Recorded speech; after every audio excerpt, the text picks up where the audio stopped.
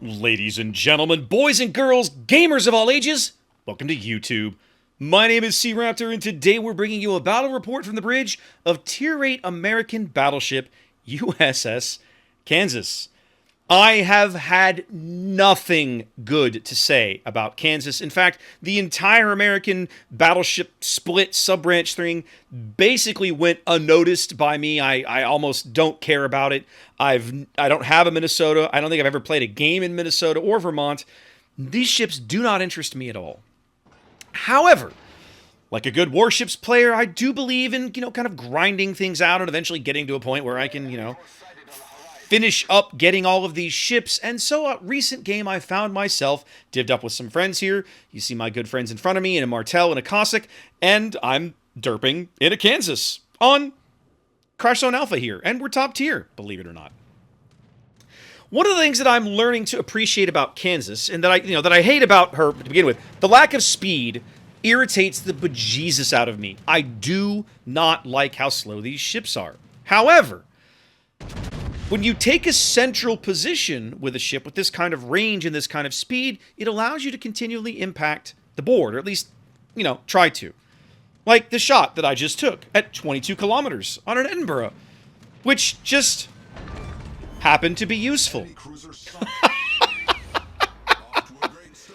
Because in this match, the role of Yamato will be played by Kansas here. So I start off this match intentionally moving up onto the D line. I told my div mates here that we're in voice chat together, and I said, look guys, I'm going to move up and play in front of this island at my back, off my port side. I'm going to intentionally move up here where I'm looking for these kinds of shots. Worked out. Enemy is already down a cruiser, and we just have crossed the 2-minute mark into the game. But rather than continue down this path and have, continually be exposed to enemy fire like this, I decide I'm going to cut my speed and turn north and kind of get up here on the north side of this island with the rest of my team, because I've got a lot of ships up at the decap. Indeed, we've got quite a number of squishy targets to keep firing at as the enemy continues to, was a Roma taking a pot shot at me. I throw some shells downrange of this Nuremberg, hoping for a repeat of what I just did to that poor Edinburgh, and it's a good hit, but sadly, no more Dev Strike. Now, Kansas doesn't get anywhere in a hurry, and that's the one major frustration that I have about these ships. One of the things that I'm learning to appreciate, though, is that offensively, there is really not anything wrong with the guns on these ships. What you find yourself constantly doing is fighting against the hull. The hull is fat. It is slow. It takes full pin damage from anybody who throws shells at it. HE, AP, doesn't matter. These ships eat damage for breakfast, lunch, and dinner. So it's the kind of thing you basically just have to... you have to play this like a big old fat American just throwing his weight around, coming in with this big old beer gut like, I'm here, fellas, and what are you going to do about it, right? That's basically how you have to play these ships, in my opinion. But I've been really, really enjoying the mid position because I find that, again, at least with Kansas has the range to impact the board from just about anywhere as long as you keep her in kind of the central 16 squares of the map, right? The map is 10 by 10. So if you imagine the 1, 2, 3 line, the 8, 9, 10 line, gray them out.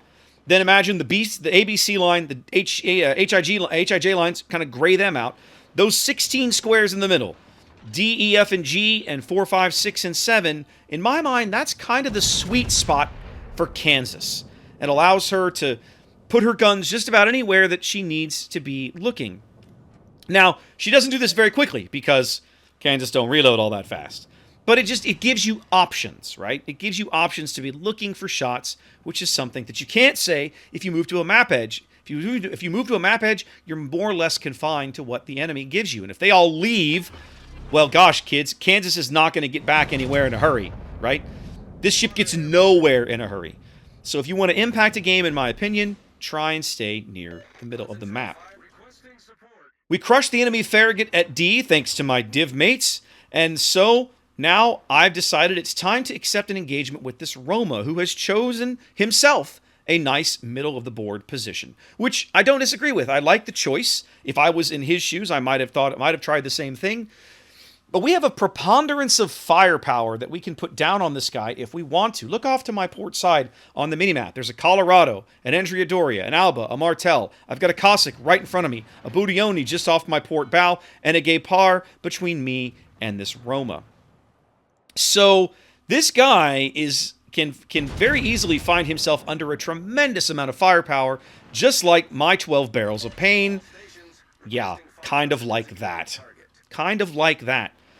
So, 5 minutes into this match, I've basically already set my own personal damage record in Kansas almost, right? Just insane what kind of damage this ship can put out when the enemy obliges you with these kinds of shots.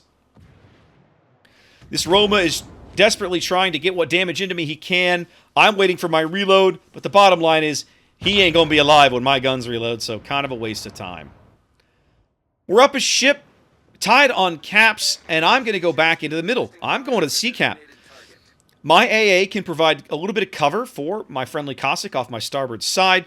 The enemy team that had moved up to the decap here, excuse me, the decap has basically chosen to isolate themselves onto the 10 line behind some islands. They're not really impactful in this game at the moment, so I'm going to let them just sit over there and kind of chill. I'm going to turn my guns that way. I'm going to look for some shots, especially my stern turrets. They're loaded.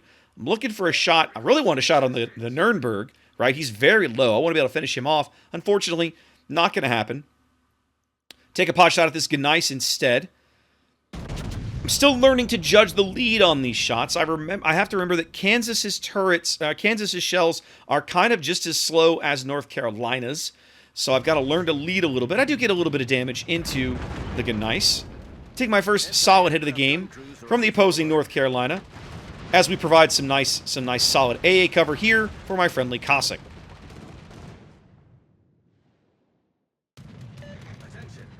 So as the turrets come around between the Cossack and I think we're going to be able to pick up B, and now I'm basically leaving the stuff at my rear behind me. I'm like, nope, it's time to focus on what's going on to the south. Now, I'm taking a pot shot at the Lexington's last known position, because a lot of carrier players choose not to turn on their engines. As it turns out, that was a mistake. I shouldn't have done that. The Trento right in front of me is giving me an amazing shot. This is where I would have had that reload. So, that was a mistake, right? It was a mistake to take that shot, because I still have to wait 40 seconds, or almost 40 seconds in between reloads. Feels bad. But one of the things that I also love about playing Kansas is you have the opportunity to take those crazy long-range shots at the opposing carrier when he's spotted. We've got a nice solid lead here. The enemy team not looking so hot. I've got a really good salvo going down range on this Trento. Can I wipe him out and get him off the board? No. Solid hit, but he's clinging to life on about 1,500 HP. Someone else is going to have to finish him off. He should hopefully be dead before my guns reload, because you could literally get up and take a walk around the block in the time it takes these guns to reload. But there he goes. My friendly Cossack finishes him off. And now the opposing North Carolina is coming out from behind cover. He's showing me a beautiful shot. I mean, hell yeah, let's do this, baby. This should be a good salvo. Pop the lead. Pull the trigger. Shell's going down range. I shorted the lead a smidge and only got 2 pens. They might have been Citadels up forward, but alas, it didn't happen that way.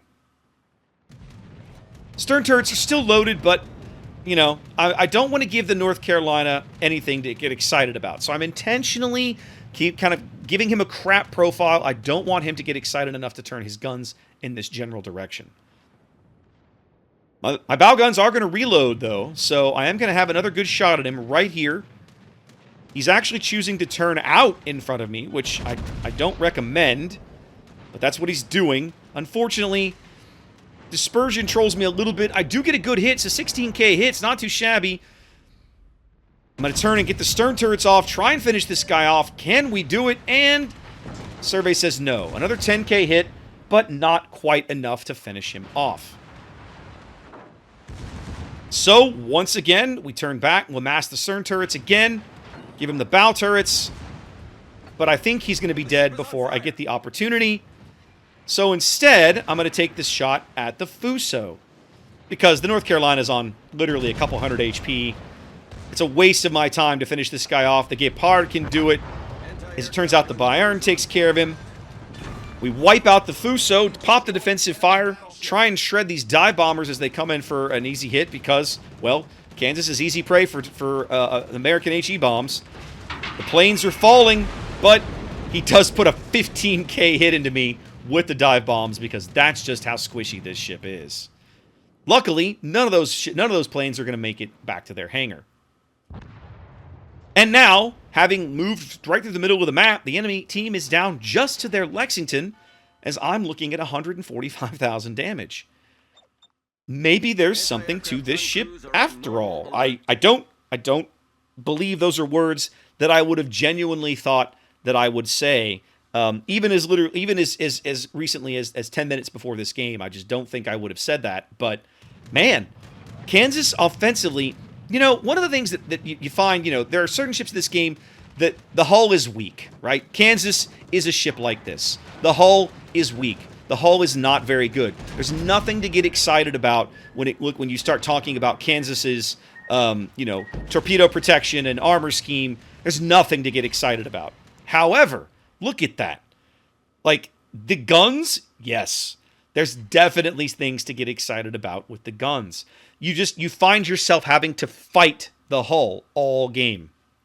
It is just something you have to learn to play around with this ship. And this ship is not for everybody. I still don't enjoy this ship, right? Results like this are honestly a bit of an aberration. I've had some good games in this ship, but nothing like this. This game was absolute lunacy. I couldn't believe what was happening to me, the damage I was getting out of these guns.